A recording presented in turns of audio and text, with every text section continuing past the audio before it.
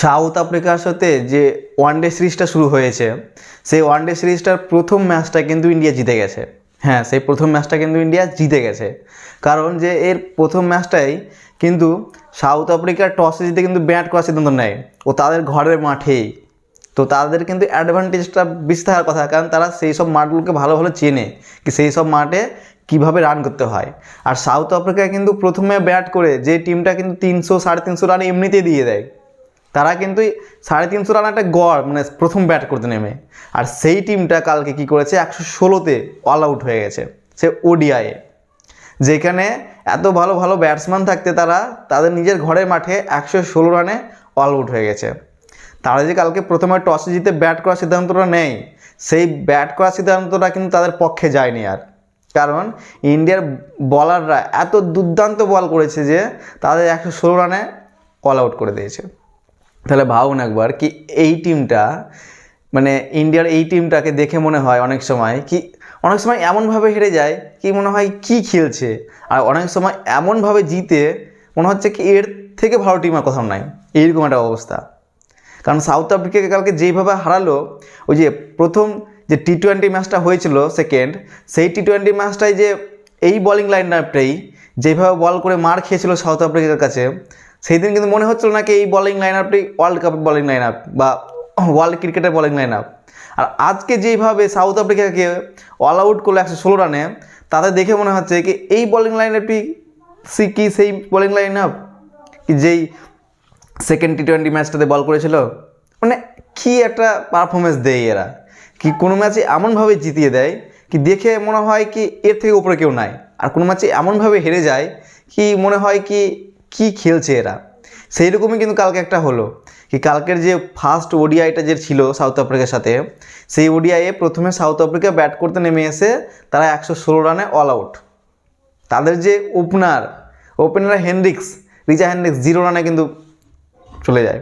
ও তারপরে যে D Georgia, সে কিন্তু 28 রানে একটা পারি খেলে শুরুয়াত দিচ্ছিল, কিন্তু সেও কিন্তু সেটাকে আর বেশি দূর লং চালাতে পারেনি। তারপরে ভান্ডার ডুসেন, সেও কিন্তু 0 রানে আউট হয়ে যায়। মানে আর্শদীপ সিং যে ব্যাক টু ব্যাক 2 বলে 2টা উইকেট নেয়, এই যে রিচা হেনরিক্স ও ভান্ডার ডুসেন, এতে কিন্তু সাউথ আফ্রিকার ওখানেই কিন্তু একটা টার্নিং পয়েন্ট হারবার, কারণ সেখানেই কিন্তু তারা একটা উইক হয়ে পড়ে। তারপরে যে অ্যাডাম মার্করাম, তিনিও বেশি একটা রান করতে পারেন, তাদের ক্যাপ্টেন 12 রানে কিন্তু আউট হয়ে যায়। তারাও যে খুব একটা ভালো রান করেছে তাও না। তারপরে যে ক্লাসেন, সেও কিন্তু 6 রান করে ব্যাকে যায়। মিলার, মানে কি বলবো, এদের কিন্তু প্রত্যেকটা মনে হয় সিঙ্গেল ডিজিটের আউট হয়ে চলে যায়। এদের দিক থেকে একটাই অলরাউন্ডার তাদের ফিলিপ উইকস, তিনি কিন্তু একটা 33 রানের ইনিংস খেলেন। তাছাড়া আর কেউ ওইভাবে খেলতে পারেনি, 4-5 এইভাবে কিন্তু একটা গোয়াল রানে তারা আউট হয়ে যায়। ও 116 রানের একটা টার্গেট দেয়, যেটাকে ইন্ডিয়া কিন্তু চেস করতে নেমে 16 ওভার 4 বলেই সেটাকে চেস করে নেয়। ইন্ডিয়া 2 উইকেটের বিনিময়ে 16 ওভার 4 বলেই কিন্তু সেটাকে চেস করে নেয়, 117 করে দেয়। আর সেইখানে ঋতুরাজ গায়কোয়াড় সে 5 রান করে, ও শ্রেয়স আইয়ার 52 রান করেন। মানে কনসিস্টেন্সে, মানে যে বলা যায় কি ওডিআই ফরম্যাটে কনসিস্টেন্টের দ্বিতীয় নাম হলো শ্রেয়স আইয়ার। যেমন আগে বলা হতো বিরাট কোহলিকে কনসিস্টেন্টের ফার্স্ট নাম বিরাট কোহলি, সেই রকম ওডিআই এখন কিন্তু ইন্ডিয়ার পক্ষ থেকে সেকেন্ড যদি বলা হয় সেটাকে হলো শ্রেয়স আইয়ার। মানে কনস্ট্যান্ট খেলেই যায় এই প্লেয়ারটা, ওডিআই একটা কনস্ট্যান্ট রান করে যায় কিন্তু ওডিআই। সে টি-20 টেস্ট আলাদা হতে পারে, কিন্তু ওডিআই ফরম্যাটে তিনি যে একটা কনস্ট্যান্ট রান করেন, সেটাই কিন্তু তাকে ওয়ার্ল্ড কাপে সে চোট থেকে এসেও তাকে ব্যাক করেছিল ইন্ডিয়া। এই জন্যে এই প্লেয়ারটা জানে কি ওডিআই ফরম্যাটে কী করতে পারে, আর তিনি আবার কিন্তু সেটা করে দেখাচ্ছেন।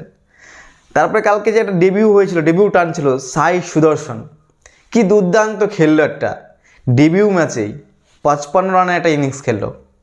এইরকম তো হয়, মানে এইরকম ডেবিউ ম্যাচ যদি কারো হয় তাহলে তো সেটা স্মৃতি হিসাবে জড়িয়ে থাকে, কি তিনি ডেবিউ ম্যাচে 55 রানে, আবার নিজের ঘরের মাঠে নয়, আদার্স কান্ট্রিতে এসে 55 রানের একটা ইনিংস খেলেন সাউথ আফ্রিকার মতো কন্ডিশনে, যেখানে কিন্তু খেলাটা খুব একটা সহজ হয় না। কারণ কালকে সাউথ আফ্রিকা যেভাবে ব্যাট করেছে তাহলে বুঝতেই পেরেছিলেন কতটা কঠিন কন্ডিশন ছিল। সেইখানে সাই সুদর্শন ওপেনিং নেমে 55 রানের একটা ইনিংস খেলে, তাহলে বুঝতে হবে এই ছেলেটার ট্যালেন্ট আছে ভালো। কিন্তু কারণ ট্যালেন্ট না থাকলে এইভাবে খেলা যায় না। তারপরে তিলক বর্মা 1 রান করে কিন্তু এই ম্যাচটা ইন্ডিয়া উইন হয়ে যায়। যে 3টে ম্যাচের ওডিআই সিরিজ আছে, সেই 3টে ম্যাচের ওডিআই সিরিজে কিন্তু ইন্ডিয়া এখন 1 ম্যাচ জিতে এগিয়ে গেল। তিনি কিন্তু আর একটা ম্যাচ জিতলে ইন্ডিয়া কিন্তু এই সিরিজটা জিতে যাবে ও সাউথ আফ্রিকা কিন্তু হেরে যাবে। তাহলে দেখাই যাক সাউথ আফ্রিকার ঘরের মাঠে ইন্ডিয়া সাউথ আফ্রিকাকে হারাতে পারে কি না।